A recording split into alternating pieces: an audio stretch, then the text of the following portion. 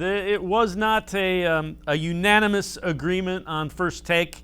And for the opposing side, let's listen in to Stephen A. Smith.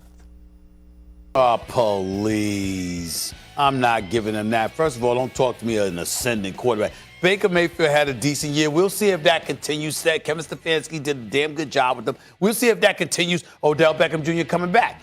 Listen, he ain't shooting hoops like he was the other day, shooting from the ceiling to someplace to the roof or someplace, making shots. You ain't trying to play for the Lakers. You playing for the Cleveland Browns. Let's see what happens when you get back, my brother. Even though I believe in Odell Beckham Jr. Okay, here's the deal. Here's the deal. Let me just throw this roster down at you. Now, first of all, let me say this to you, okay? Please do. Big Ben Roethlisberger and the Pittsburgh Steelers won their first 11 games. Yeah, they nosedive over the last 5 weeks of the season. I get all of that, but he's Big Ben, and he can recover from that. And was first year after the elbow surgery. Let's take that into account, number one. Number two, Juju Smith-Schuster's got to have a better year. Chase Claypool can ball. James Washington can ball. Deontay Johnson can ball. And then they got Eric Ebron as your tight end. That's 5 wideouts. So are you buying that? You know, that's really not passing the smell test for me. I'm not going to lie to you, Dave.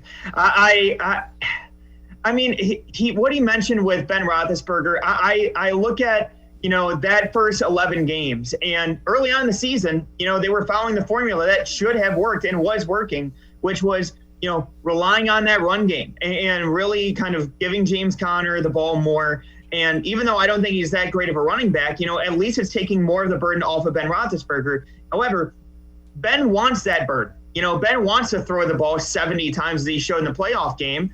And, you know, at the end of the day, Ben is going to do Ben. Ben is going to do what Ben wants to do. And so I look at that team. Ben Roethlisberger is over the hill. And I don't care how many reports of him going to fat camp there are. I just don't think that Ben Roethlisberger is going to be able to get it right. I really don't. And I think that the Steelers basically running it back one more year and not necessarily going after one of these top quarterbacks this year, I think it's a mistake. And I think that the Steelers are going to regret it for years to come. The rest of this offense, it's really not great. It really isn't. So I do think that this team is going to be in a bit of a rut here going forward. When you look at, you know, the Steelers, the one thing to keep in mind, that defense is still pretty good with T.J. Watt, but again, yeah, if Ben Roethlisberger does not improve from the tail spin that the Steelers went into, that Stephen A. Smith glossed over pretty quickly, it's going to be a long season for the Pittsburgh Steelers. Yeah, no, you're completely right. And that's the one thing, too, is that, you know, again, if the Steelers are going to be successful in this case, you know, they've really got to rely on that run game. And Najee Harris, he's a phenomenal prospect. I'm interested to see how he's able to play. The only thing that worries me with him is that, you know, he's on the older side for a rookie. He's going to be 24 during the season. And on top of that, too, you know, again, the offensive line, again, that's such an under-the-radar storyline for this team going forward. I just think that, again, you have to get continuity between all of these guys. And on top of that, you have multiple rookies.